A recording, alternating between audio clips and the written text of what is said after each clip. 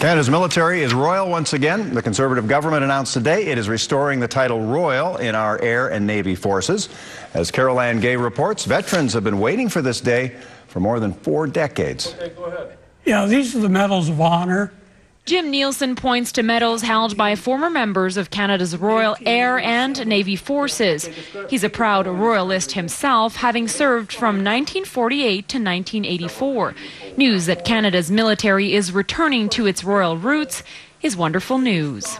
It's a good thing. They should have never taken the Royal away from the Navy and the Air Force.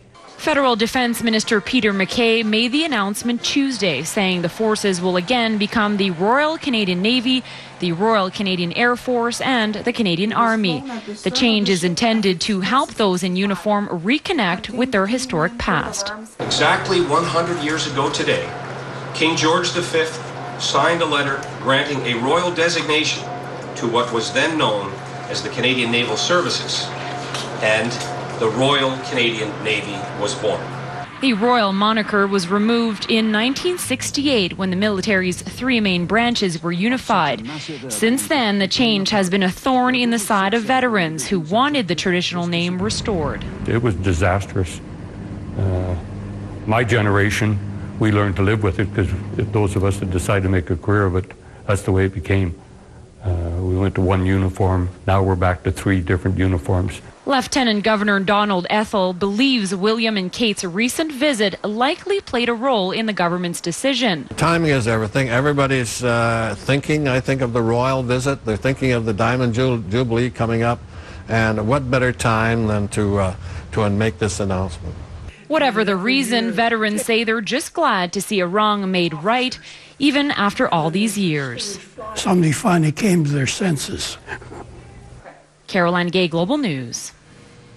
The Royal Canadian Legion's only concern is the cost of rebranding, but they have been assured it won't detract from other budgets for military members and veterans. It was a challenging morning for some Edmonton soldiers as they prepared for an even greater competition. Members of 1 Canadian Mechanized Brigade group tried the challenging course to make sure everything goes smoothly for the full-length Mountain Man race. The challenge helps organizers ensure the safety of all participants and also provides a test run for the volunteers. The purpose today is to check our infrastructure, make sure we've got all our water points in the right area, test our medical system, check our communications to make sure we've got everything in place to ensure a successful competition on the 1st of September. Nearly 80 soldiers ran, walked, and canoed throughout Edmonton's River Valley, going between Forest Heights Park, Capilano, and Horilac Park. Some participants are new to the competition, but for some, it's a course they've seen before. I'd done the real one for three times, but about 3 years ago was my last time, and this is my first time again, but I'm in way better shape. Just under 400 people will be involved in the full-length Mountain Man competition. It takes place on September 1st. I'm kind of out of breath just watching.